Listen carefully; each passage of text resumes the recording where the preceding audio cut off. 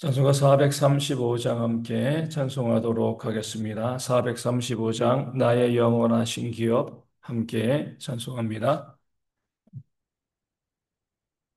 찬송가 435장 나의 영원하신 기업 함께 찬송하도록 하겠습니다.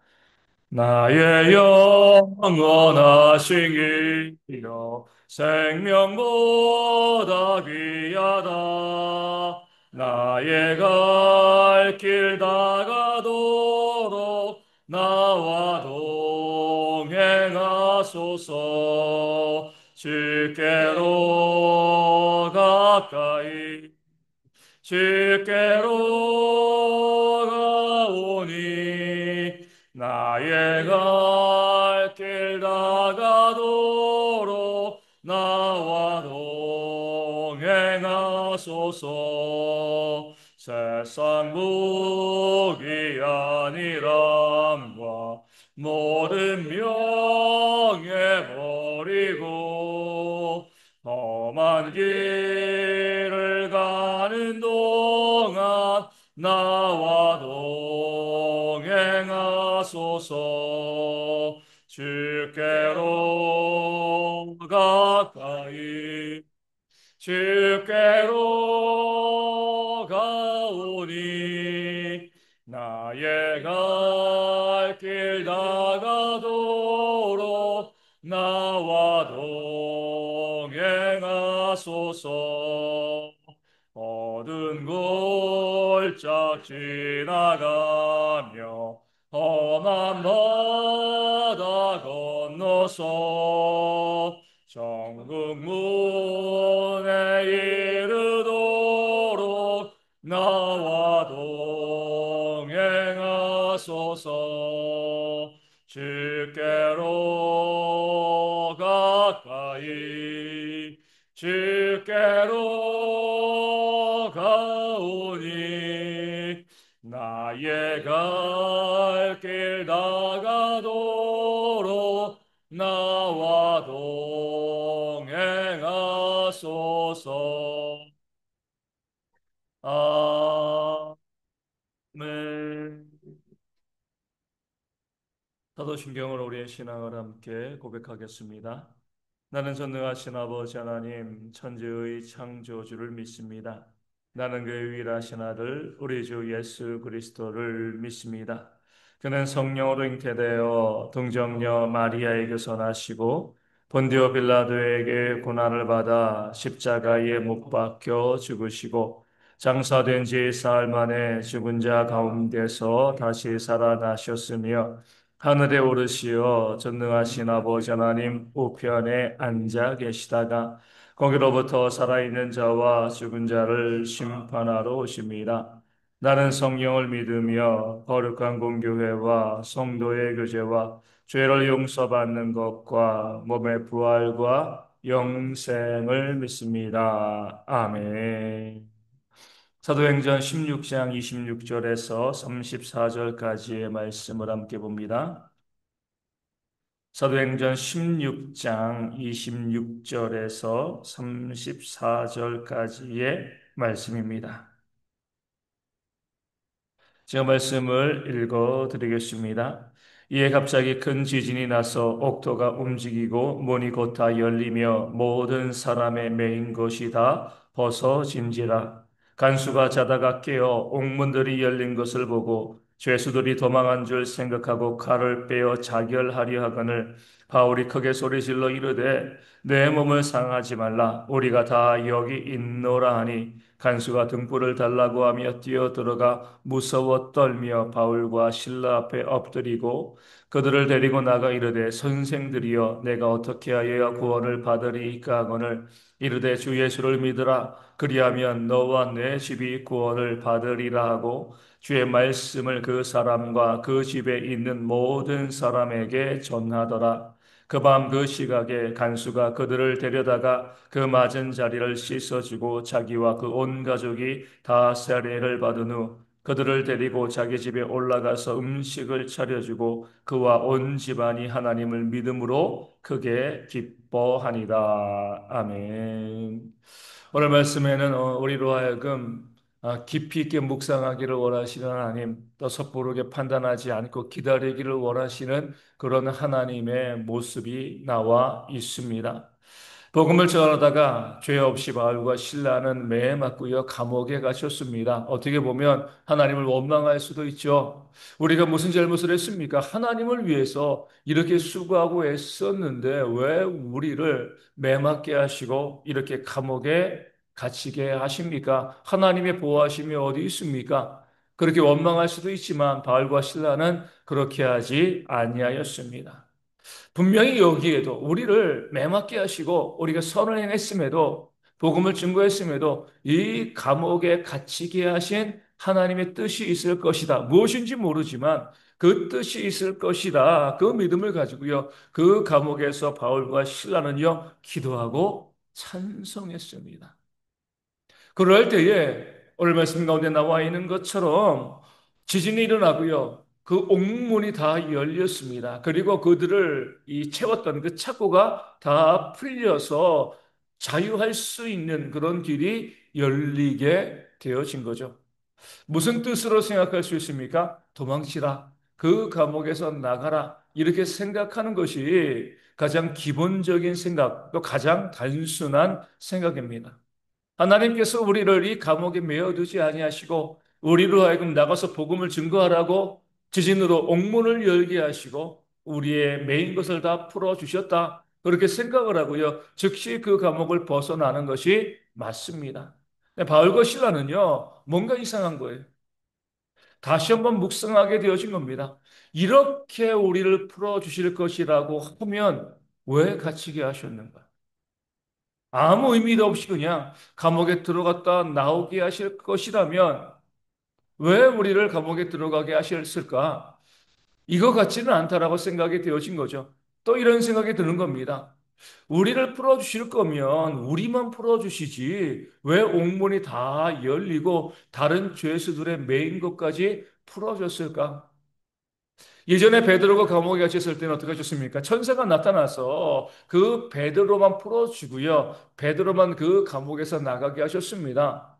우리를 풀어주는 것이 하나님의 뜻이라면 우리만 나가게 하시면 되는 거지. 저 죄수들까지 풀어주실 이유가 무엇인가? 이런 생각이 들게 되었습니다.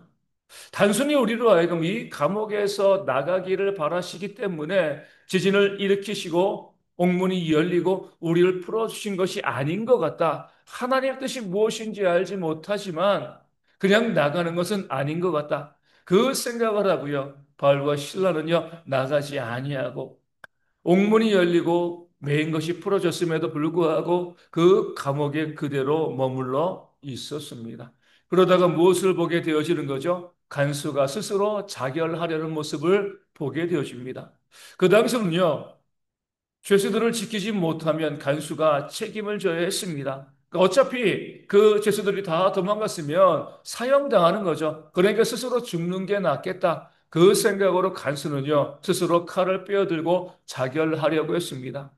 그 모습을 바라보면서 베드로가 큰 소리로 외친 거죠. 그만두라. 우리가 다 여기 있다. 아무도 나아가지 아니하였으니까 너에게 책임을 물을 자가 없다. 이렇게 이야기하면서 그 간수가 스스로 죽는 것을 죽고자 하는 것을 막았습니다. 너무나 놀라운 일이 일어난 거죠. 누가 도망가지 않고요. 그 자리에 있겠습니까? 그 죄수들이요. 근데 죄수들이 하나도 도망가지 않고 그 감옥 안에 매인 것이 풀렸음에도 그냥 있는 모습을 보고 간수가 깜짝 놀라는 겁니다. 그리고 이 일은 단순히 어떤 사람들의 또 어떤 자연의 일로 일어난 것이 아니라 뭔가 특별한 일이 있을 것이다. 그 사실을 알고요. 바울과 실라에게 다가가서 무엇을 묻죠? 구원의 길을 믿습니다. 구원의 길에 대해서 내가 어떻게 하여야 구원을 받을 수 있겠습니까? 분명히 신적인 역사가 그 가운데 있었다는 것을 간수가 직감하게 되어진 거죠. 그럴 때 바울이 우리가 너무나 잘 알고 있는 말씀을 외치죠. 주 예수를 믿으라. 그리하면 너와 내 집이 구원을 받으리라. 그 말씀을 듣고요. 그 간수의 온 가족이 믿고 세례를 받는 그런 귀한 역사가 말씀 가운데 나와 있습니다. 바울과 실라가 깨달아 아는 거죠. 왜 우리를 감옥에 들어가게 하셨는가? 이 사망의 음침한 골짜기와 같은 것으로 우리를 인도하여 내셨는가?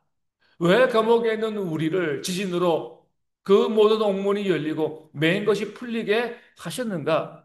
그 이유와 목적은요, 바로 바울과 신라가 다시 나가게 하는 것이 아니라 간수의 가정을 구원하시기 위한 하나님의 놀라운 계획 가운데 있었음을 바울과 신라가 비로소 깨달아 알게 되어진 겁니다. 함부로 움직이지 아니하고요.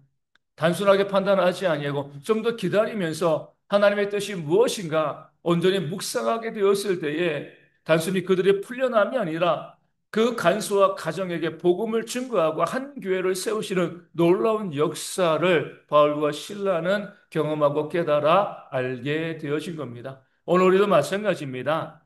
우리는 당장 눈앞에 펼쳐진 상황을 일차적으로 바라보고 판단할 때가 있습니다. 그러다가 잘못 판단하는 경우들이 있는 거죠. 어떻게 보면 지금 뭐 캄보디아에서 너무 끔찍한 일들이 벌어지고 있는데 무엇 때문에 캄보디아에 갔어요? 한 달에 월 1,000만 원씩 준다. 말도 안 되는 소리죠, 그렇죠? 그러니까 단순히 눈앞에 제시되어지는 그 상황을 보고 그 상황이 진짜인 것처럼 생각하다가 그렇게 캄보디아에 갔다가 또 목숨을 잃기도 하고요. 또 감옥에 갇히기도 하고 또 억류되어지는 그런 일들이 벌어지는 겁니다. 그냥 단순하게 판단을 하는 겁니다. 단순하게 믿었지만 그 단순한 판단이 얼마나 큰 파장을 불러올 것인지는 생각하지 못한 거죠. 우리 눈앞에 펼쳐지는 상황을 바라보면서 그것이 그냥 우리에게 좋은 기회야. 함부로 판단하지 말아야 합니다. 쓰나미가 일 때도 마찬가지잖아요. 갑자기 바닷물이 쑥 빠져나가고요. 거기에서 막 해산물이 있으면 저거 그냥 우리가 그냥 주술 수 있어. 내 것이 될 수 있어. 달려가다가 바닷물이 쓰나미가 밀려들어서 목숨을 잃게 되어 지는 겁니다. 항상 눈앞에 벌어지는 그 상황을 바라보게 되었을 때에 그 상황의 깊은 의미가 무엇인가 묵상할 수 있어야 합니다. 요나가 하나님의 명령을 피하여서 다시스로 가려고 요파 항구에 갔을 때 마침 다시스로 가는 배가 있습니다. 모든 일이 순조롭게 열리는 것처럼 보이지만 결국 풍랑을 만나서 그 바다에 던져지게 되어지는 거죠. 단순하게 지금 내 앞에 나타나는 상황을 가지고 일차적으로 판단하는 것의 위험성을 우리 가운데 성경은 또 세상은 잘 보여주고 있습니다. 바울과 시라처럼 묵상하고 기다릴 수 있어야 돼요. 이 사건이, 이 문제가 또 이런 일들이 왜 내 삶 가운데 일어나고 여기에 두신 하나님의 뜻이 무엇인가를 깊이 있게 묵상하고요. 당장에 그 뜻이 보이지 않을 때는요, 일단 기다리는 겁니다. 그 뜻이 분명해질 때까지 기다리는 지혜가 우리 가운데 있어야 되는 거죠. 지금 고난과 어려움, 질병도 그러고 문제가 우리 가운데 다가왔다고 해가지고 낭망할 것이 아니라 여기에 두신 하나님의 뜻이 무엇인가 묵상할 수 있어야 되고요. 또 내 삶에 좋은 일이 생겼다고 무조건 좋아하는 것이 아니라 여기에도 어떤 뜻이 있을 것인가 묵상할 수 있는 지혜가 우리 가운데 있어야 합니다. 당장에 나타난 상황의 그 의미 이전에 이 상황이 어떻게 펼쳐질 것인가 바라보면서 묵상하면서 기다리면서 하나님의 뜻 가운데 순종함으로 늘 복된 길을 걸어가는 그런 지혜가 우리 모든 성도 가운데 있어야 할 줄로 믿습니다. 오늘 본문에서 우리가 주목해야 될 구절은요. 34절에 나온 하나님을 믿음으로 크게 기뻐하니라 라는 말씀인 거죠. 모든 복음의 역사는요. 무엇을 열매 맺습니까? 기쁨을 열매 맺어요. 복음을 들은 자들은 기쁨을 누리게 되어 있습니다. 오늘 말씀에도 그러고요. 사마리아 성에도 복음이 증거되었을 때 거기 기쁨이 임하였고 이방인들에게도 복음이 증거되었을 때 거기 기쁨이 있었습니다. 복음은요 기쁨을 만들어내는 거죠. 예수님께서 이 땅 가운데 처음 오셨을 때 천사들이 목동들에게 무엇이라고 이야기합니까? 큰 기쁨의 좋은 소식을 너에게 전한다. 이렇게 말씀하고 있습니다. 좋은 소식, 복음은요, 큰 기쁨을 만들어 낸다는 겁니다. 왜냐하면 그 복음이 하나님이 우리의 아버지 되심을 알려주기 때문에 그렇습니다.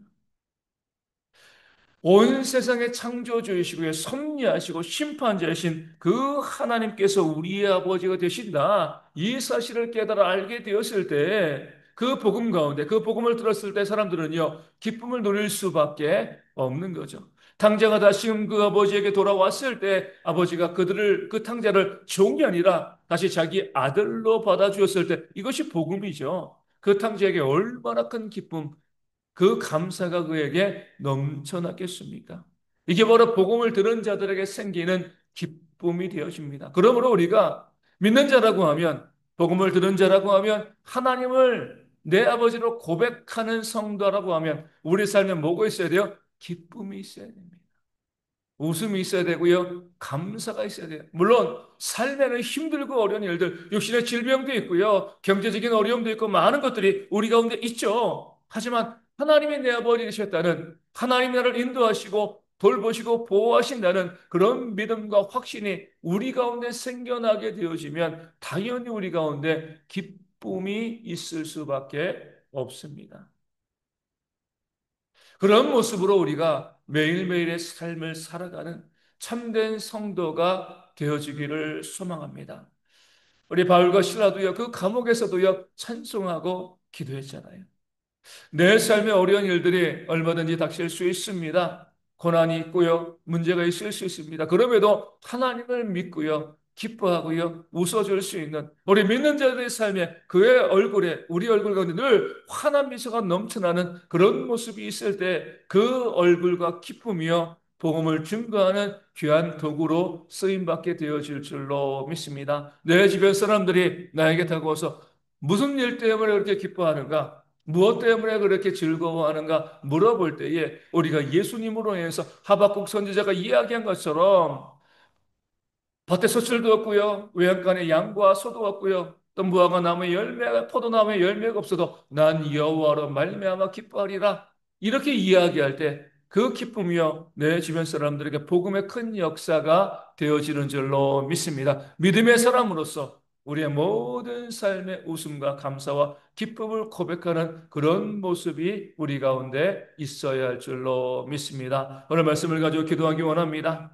함부로 판단하지 않고요. 쉽게 판단하지 않고 묵상하면서 하나님의 뜻을 기다리는 그런 지혜가 우리 가운데 있도록 기도하여 주시고 또 우리 모든 성도들이 이 땅을 살아가면서 하나님을 믿는 믿음 가운데 기쁨과 감사함과 웃음의 삶을 살아가는 그런 모습이 우리 가운데 있을 수 있도록 이 아침에 함께 기도하도록 하겠습니다. 주일입니다. 우리 모든 성도들이 다 와서 함께 예배할 수 있는 그런 주일 되어질 수 있도록 위하여 기도하시고 오늘 이광수 선교사님 모셔서 1, 2부 말씀을 증거합니다. 우리 말씀을 증거하시는 선교사님과 또 우리 듣는 모든 성도들 가운데 은혜가 있을 수 있도록 위하여 기도하여 주시고요. 모든 예배위원들, 우리 말씀 증거하는 자, 기도위원들, 헌금위원, 그리고 또 안내위원, 그리고 또 이 찬양단과 교사들, 주방에서 수고하고 봉사하시는 모든 분들에게 하나님의 은혜가 충만히 임하고 우리 함께 그 은혜를 누릴 수 있는 주일 되어 줄 수 있도록 위하여 기도하여 주시고 또 오후에 또 야유회를 우리가 인천대공으로 가게 되어지는데 모든 성도들이 다 함께 참여할 수 있도록 또 좋은 날씨와 환경들 주시고 또 귀하게 서로 교제하고 사랑이 회복되어지는 기회가 되어질 수 있도록 또 위하여 기도하여 주시고요. 우리 가운데 육신의 질병에 있는 모든 분들의 회복을 위하여서 다 나와서 예배하는 그런 모습이 있도록 삶의 문제와 경제적인 어려움으로 힘들어하는 모든 분들 가운데도 체험과 회복의 역사가 있도록 마음에 상처받고 또 힘들어하는 분들 가운데도 하나님의 위로가 또 있을 수 있도록 기도하여 주시고요. 저희 교회와 선교지 교회 그리고 작은 개척교회들도 은혜 가운데 부흥되어지는 그런 주일 되어질 수 있도록 우리가 함께 기도하도록 하겠습니다. 주기도 문하시겠습니다.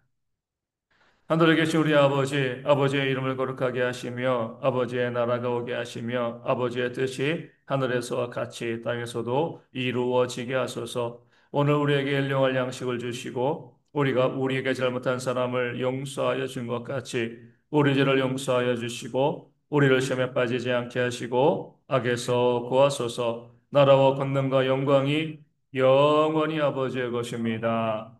아멘. 기도하겠습니다.